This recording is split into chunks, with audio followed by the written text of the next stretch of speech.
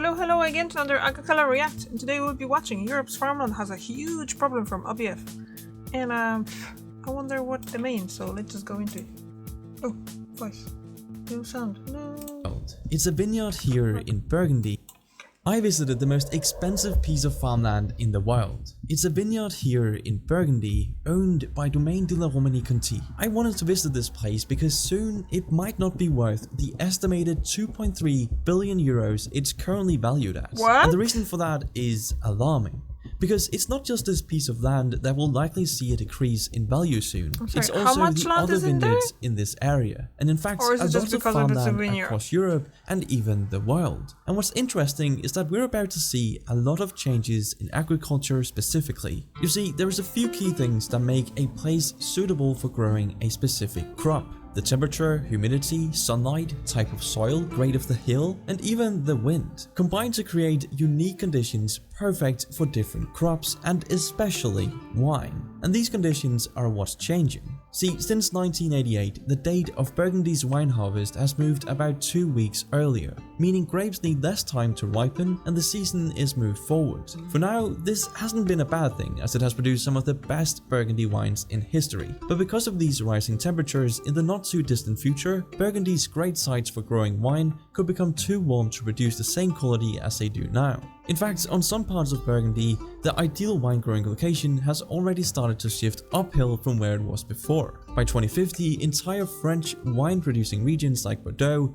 are expected to face lower suitability for winemaking, possibly reaching the temperature limit for growing red grapes. While Burgundy may be spared the worst for now, there's no telling when the temperature will stop rising or when it will rise too high to make decent wines at all. So where will the best wines in the world come from in the future if not from France? Well, the answer might surprise you, and a perfect way to illustrate this point is with Champagne, as the chalky limestone soil in the Champagne region of France is what gives Champagne its mineral flavor. So how could that possibly be replicated somewhere else? Well, southern England soil is chalky just like in Champagne, but the climate has been too cold to grow grapes like Chardonnay or Pinot Noir, which means traditionally they had to grow lesser varieties that make inferior wine. But now, they can grow grapes they never could before, and they're producing sparkling wine with the same grapes and production method as Champagne. Some French winemakers from Champagne are even planting new vineyards in England. It sounds absolutely insane that you can get such high quality wine in England, which leads me to the sponsor of this video, Bright Cellars. A sponsor I fought really hard to get, so let me explain why. Bright Cellars is a wine box that gets tailored specifically to you and your taste buds. They do this with their quick 7-question quiz where they get an understanding of your preferences. And when you receive your box of wine, there's also education cards in it, so you know what to pair the wine with and what the ideal serving temperature is. It's a great way to try new and exciting wines from all over the world, and since they send the wine directly to you, there's no wasted time in a liquor store trying to pick out a wine based off just a label. And what's amazing is that Bright Cellars is giving you guys a limited time offer of 50% off of your first 6-bottle box. Oh, and packaging is completely recyclable, plastic free, and they have the smallest carbon footprint in the entire industry. So click the link in the description to get started and try out some of the best wines from some of the best regions in the world. Thanks again to Bright Cellars for sponsoring this video.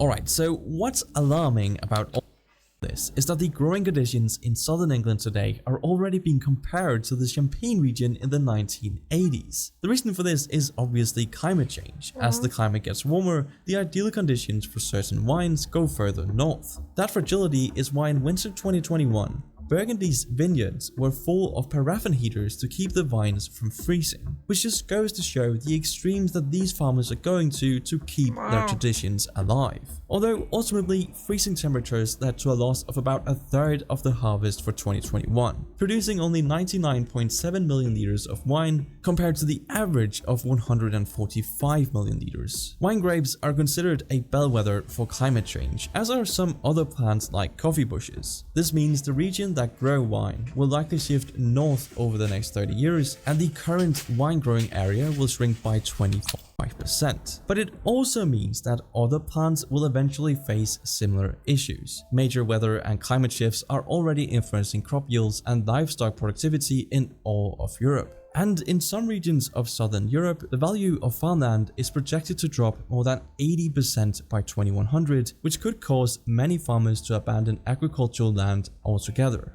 And that's a big deal because... In another ad. Okay, so far it's kind of interesting that, well, yeah, we always hear about climate change and all that, but basically most people don't think about the fact how that changes for the farmland, and the fact that the farmland is gonna be kind of up north. It's probably gonna have some kind of repercussions on global food stores as well. But I guess we won't know till it's actually gonna happen. So yeah.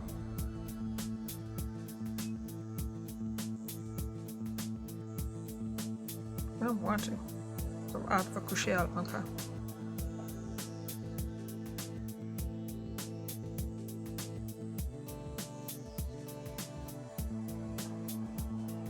I wonder how they decided that the bear is gonna be a logo for Kushel.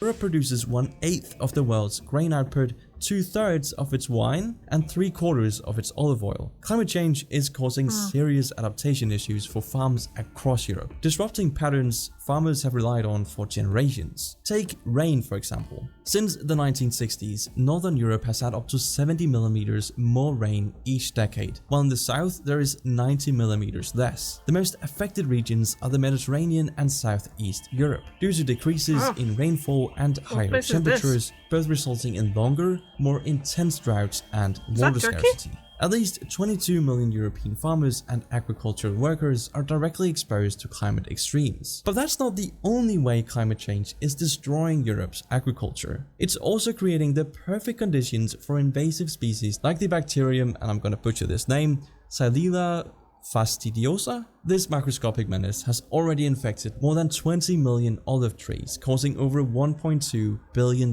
in damage. According to several studies, the bacterium first arrived in Italy in 2008 on a coffee plant, and then mutated to infect olive trees in the southern region of Apulia, where it killed millions of plants. The bacteria also causes diseases in other important crops like... Just basically the changes that it's just gonna be not only just the fact that we have to be able to farm different things more north, but as well just the fact that there will be some diseases and bacteria that will be destroying other things as well.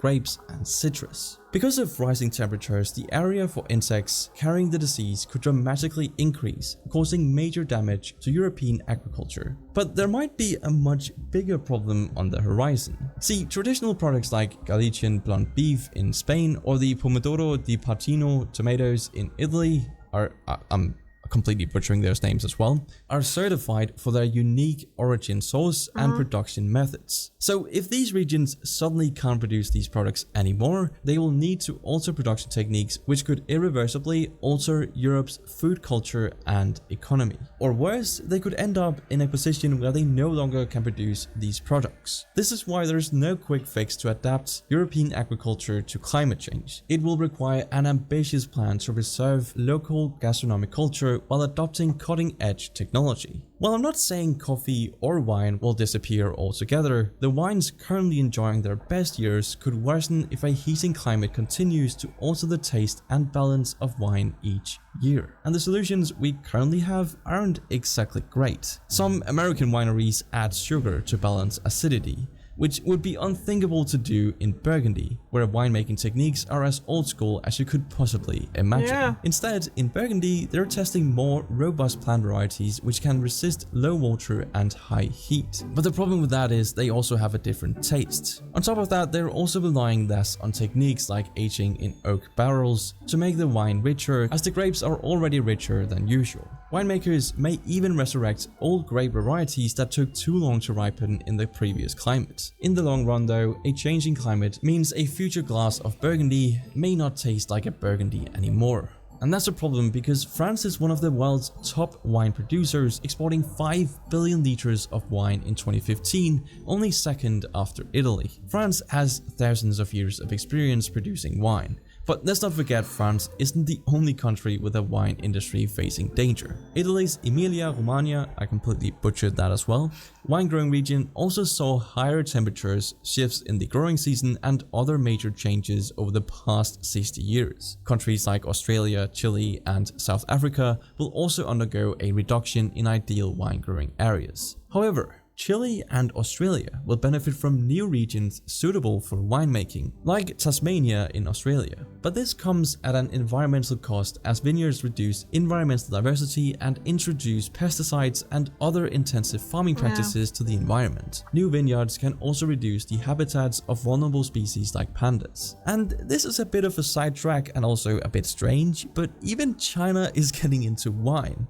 Moet Isiandong, I completely butchered that as well, the French maker of sparkling wines, opened a winery in the Ningxia region of China in 2013 and now sells China-made sparkling wines to the growing Chinese wine market. Which sounds pretty ridiculous, right? I mean, Chinese-made sparkling wine? But anyway, in traditional winemaking regions, existing vineyards may also cause a bigger environmental impact than before. Hotter temperatures mean more moisture will evaporate out of the soil, and farmers may have to use irrigation to maintain grape quality.